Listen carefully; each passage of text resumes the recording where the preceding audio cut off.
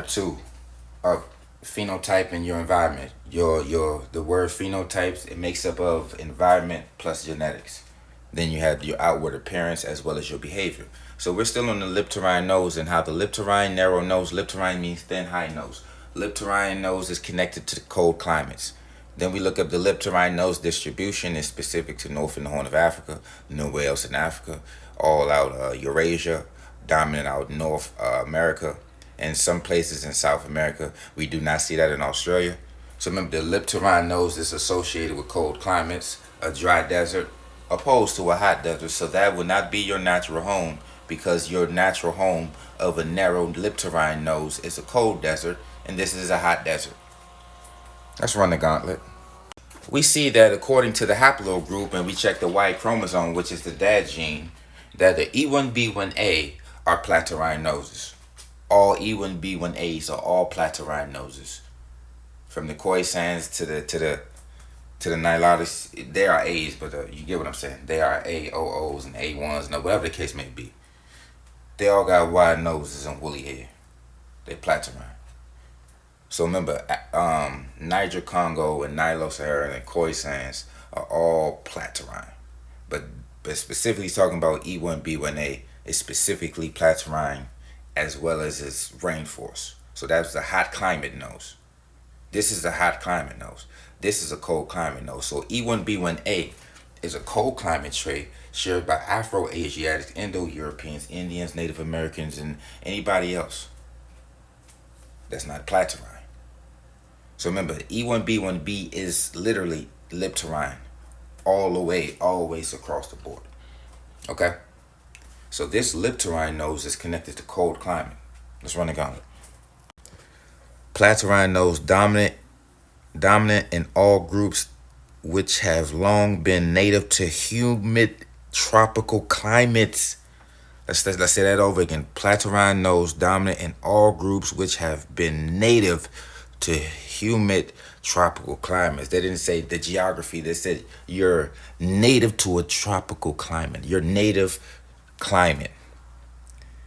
An exception is people of American Southeast Asia. That's the ones that straight hit. As the Native Americans, the stern, yada, yada, yada. Recent migration, fumilatums for north. Much of sub-Saharan Africa is platyrine. From the moist savannas of the north to the rainforests of the southern steppes, as well as large parts of Madagascar. In Asia, the platyrine is often only mild. It is found in some ancient Indian tribal groups, as well as the Dakins and some Indo-Chinese mountain tribes. Platyrine game dominates. Platyrine nose dominates throughout New Guinea and Malaysia and most of South Australia. In America, only a few Longoid groups of the tropics, as well as the oldest Californian tribes, show platyrine nose game. Let's run a gauntlet. We see it's dominant in Africa, not in the North or the Horn. It's dominant in Australia and Madagascar, and a little bit of pieces of South Asia. Here we have the lip to Rhine nose, this cold climate nose we was talking about. Lip to Rhine noses are very common and appear in almost all non-tropical regions of the northern hemisphere. Almost all so this is a non-tropical associated nose. Most Europeans show lip to Rhine noses as well as many people from India. Much of Siberia and China is lip to Rhine, just like most Turkish groups. Towards Southeast Asia, lip to Rhine becomes rarer. Most of the arid regions of North and East Africa are lip to Rhine. i.e.g. example, it is typical for Ethiopians. It is also dominant in most cool and temperate regions of North America, from the plains to the forests, and only becomes rarer in the subtropical areas. Narrow noses don't like the tropics. Similarly, in South America, lip to Rhine appears mainly in regions with subtropical or temperate climates. Thus, lip to Rhine dominates in whoever the hell they are called Patagonians and many groups of the southern Andes. Here's the Mezzarine nose. This is the East Asian game. Mezzarine noses show an average width to length ratio, unlike several other anthropomorphic traits from the nasal index. The average category is barely more frequent than the other categories. In Africa, Mesorine groups are mostly found in large contact belt between Caucasoid desert groups, and sub-Saharan groups. Mesorine nose sporadically appears in Siberia and in common tribals of India. It dominates all of Southeast Asia except from some Indo-Chinese mountain groups and people of the interior of Borneo. This Mesorine nose is typical for Polynesians as well, and the most common nasal index in all of tropical Native America. Tropical Native America. So we see this is called the Mongoloid, associated with the Mongoloid. This means medium nose, in the middle. You see where it's at? In the deserts portions of Africa, the Kenyan situation, all over the Nigeria's type of over there. You see what I'm saying? Look where the Asian nose is at. Look where the Asian nose is dominant in Africa. Your Asian nose is dominant in South America. Dominant over everywhere. Oh, you see that? See what was going on with the nose game. Let's run it on. Here's the tropical climate map. We see that the tropical climate map does not extend to South Africa, the Khoisan, nor does it extend to the Horn, the East Africa, nor does it extend to North Africa. Kinky hair and wide noses is associated with tropical climates. I say kinky hair and wide noses associated with tropical climates. Let's run it on. River to river, no droughts, no floods. So the thing about the Nilo-Saharan is that's from river to desert. We don't do desert. We're not a desert people. We're not a nomadic people. We're not a dry climate people. We're not a desert people. You are a desert people, so that's a hot desert people. The Khoisans and the Nilotics.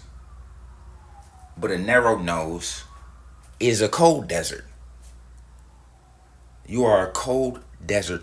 Let's run the gauntlet. Check out the desert. The desert dwellers are all lactose persistence. So we get the desert dwellers in Africa. They are all lactose persistent. They all have a nomadic pastoral history as well as some link to the cave.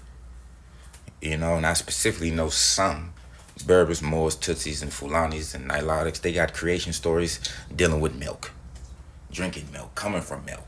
And just as well as the Greeks, the Europeans, the Indians, the Hindus, the Egyptians, all dealing in milk drinking. Those are all dry climates, all slave trade areas, all over the Horn and all over in the South, Africa, where they finding these little Australian monkey bones that ain't got nothing to do with a Kushite or an African. That straight hair is linked to cold climate. You see what I'm saying? Let's run the gun. Look at it. We get close up on them situations. They don't have no tropical wet jungle savanna situation going on in the South, the East, or North Africa. South, East, and North Africa is tropical dry desert or temperate forest grassland. They're coming from a temperate forest grassland, tropical dry desert situation. And when we look with kinky hair and wide nose is indigenous to tropical climates. That's how we know these admixtures and these concoctions when you come in with that northern European lactose persistent gene, as well as that slow twitch wandering the desert gene, slow twitch muscle fibers, and lactose persistent gene. We are lactose intolerant as well as fast twitch muscle gene. Mesomorph body type. Y'all are all in the deserts are ectomorph body types. That means slender genetic predisposition on the body type game. When they was looking for Bantu, sub-Saharan African specifically, because we come mesomorph, meaning muscular, athletic build. So they mad. I exposed their cave books and their little cave talking points, desert and your frozen desert talking points. Your snow ass talking points. And remember, this is King Jareer in your ear. I'm so fit I don't fit in. And this is the Chaos edition, not a Cave edition. Now this may ruffle some feathers and shake up some K-Haves.